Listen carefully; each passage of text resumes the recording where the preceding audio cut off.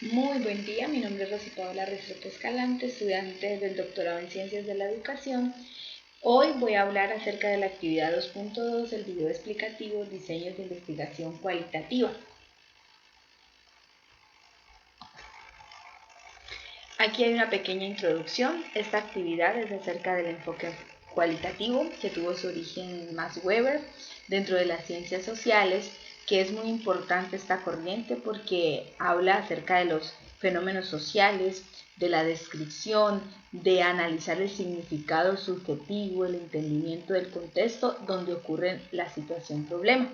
En esta presentación vamos a conocer las generalidades de este método, su clasificación y los instrumentos de recolección de información. Vamos a iniciar hablando acerca de la investigación cuantitativa.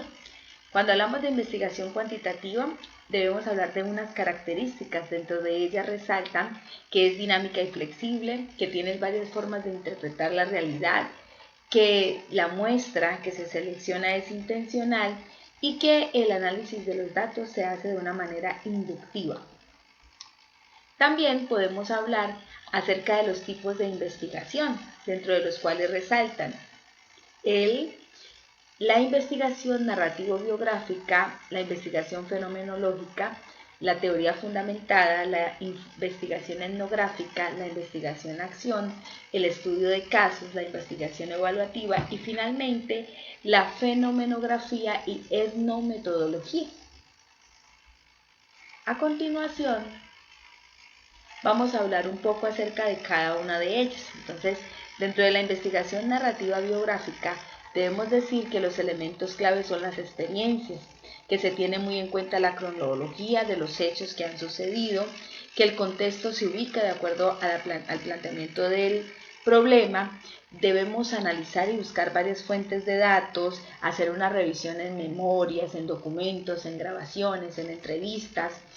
Es importante escuchar o realizar entrevistas en tercera persona o a terceras personas.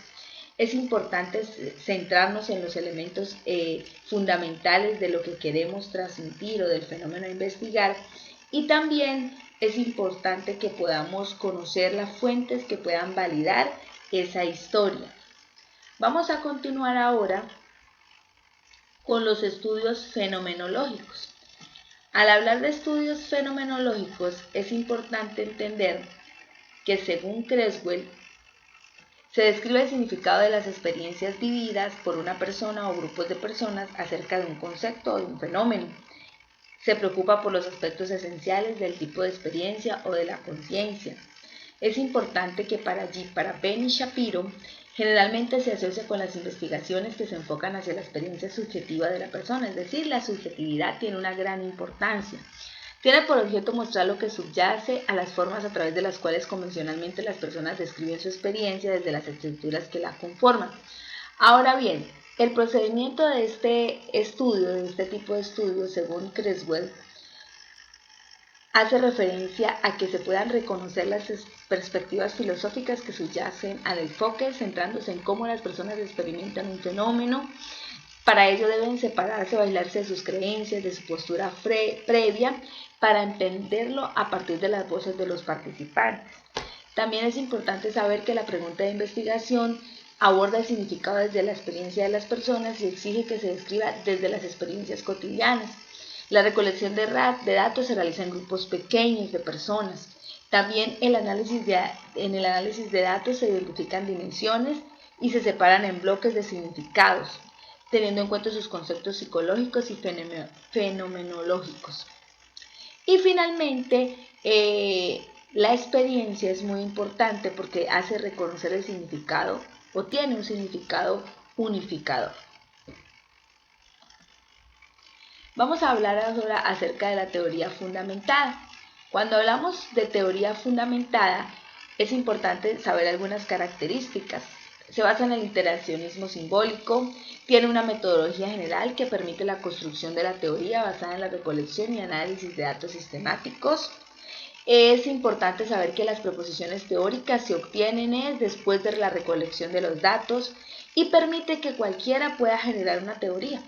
Es importante saber cuáles son sus estrategias de recolección de datos. Tenemos entrevistas, observaciones, documentos, grabaciones audiovisuales.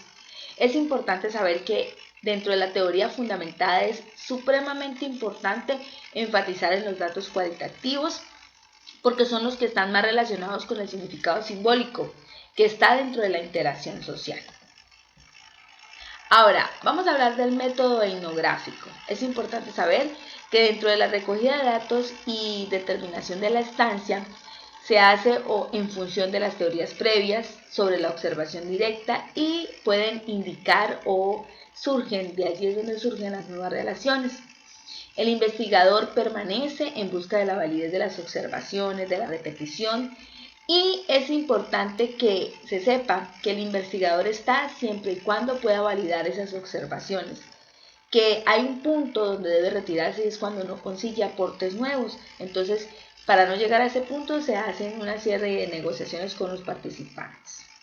Ahora, la información se recoge por medio de episodios, se hace por momentos, se analizan los datos, se puede llegar en determinado momento a retroceder o reedicionar en la búsqueda para poder generar todo ese proceso investigativo. Para finalizar, el método etnográfico termina con un informe donde se hace ese planteamiento de los antecedentes, la descripción, se muestran los resultados y los anexos. Ahora vamos a hablar del método de investigación-acción. ¿Qué pretende este método? Pretende tomar decisiones para cambiar las prácticas educativas.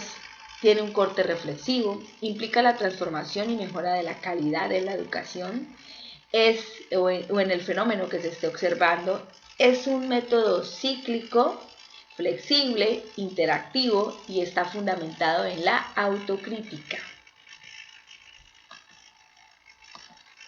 Hablemos ahora de la investigación participativa, que es un tipo de investigación bastante interesante. Tiene sus inicios en los años 60 en América Latina, promueve la transformación social, busca entender y solucionar los problemas y tiene por objeto la toma de conciencia de la comunidad. Es importante saber que dentro de sus características resaltan que es el punto de partida de una situación social en particular. Están en continua relación junto con la investigación-acción. Es importante saber que la investigación-acción crea conocimiento y la investigación lo transforma. La investigación nace de situaciones sociales y problemáticas que vive la comunidad. Se efectúa en ámbitos pequeños, con muestras pequeñas. Se hace o se analiza o se investiga con una reflexión crítica y una acción transformadora. O sea, esta investigación siempre busca transformar en el entorno donde se desarrolla. No existe neutralidad por parte del investigador porque el investigador se interrelaciona con los participantes. Implica un proceso educativo en la participación, existe un diálogo permanente que implica un aprendizaje desde la experiencia. Ahora, cuando hablamos de estudio de casos, tenemos que entender que clasifica lo intrínseco, lo instrumental y lo colectivo, que tienen un carácter particularista, descriptivo, heurístico y inductivo. Y sus características hablan acerca de que es un método detallado, sistemático, profundo y comprensivo. Los psicólogos utilizan mucho este tipo de investigación. Ahora la investigación evaluativa.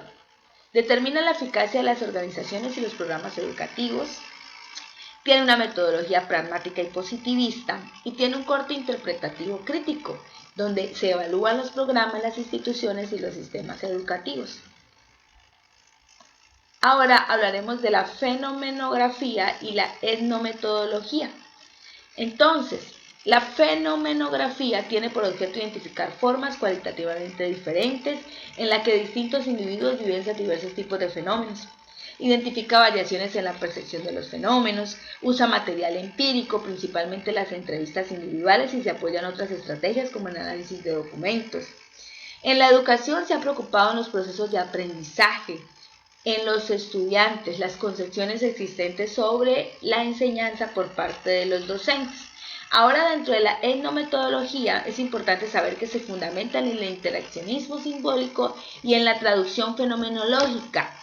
Busca preguntarse cómo las personas construyen la realidad social y a través de esos procesos interactivos, centrándose en el estudio de los procesos empleados por aquellas para dar sentido a sus prácticas sociales. Se relaciona mucho con el análisis o tiene mucho que ver el análisis conversacional. Y aparte de eso, en educación los estudios se agrupan en dos clases: la organización social de las clases y el estudio sobre los sistemas de turno de palabra y la organización conversacional de las clases. Ahora, dentro de las conclusiones podemos subrayar que es muy importante no solamente conocer el paradigma cualitativo, cada una de sus bondades, porque ellas fortalecen al investigador en el desarrollo de su trabajo, le permiten comprender su estudio de manera mucho más puntual. A su vez, es importante saber que este trabajo es muy importante porque es uno de los que me va a guiar dentro del desarrollo de mi tesis doctoral, porque en mi tesis doctoral podemos tener un corte un poco cualitativo mixto, podríamos decir, y el conocer este paradigma definitivamente me va a ayudar a poder desarrollar cada una de las tareas que me proponga, a poder reajustar mis objetivos y la metodología que voy a desarrollar. Ahora, es importante saber que aquí hablamos de las referencias. Muchísimas gracias.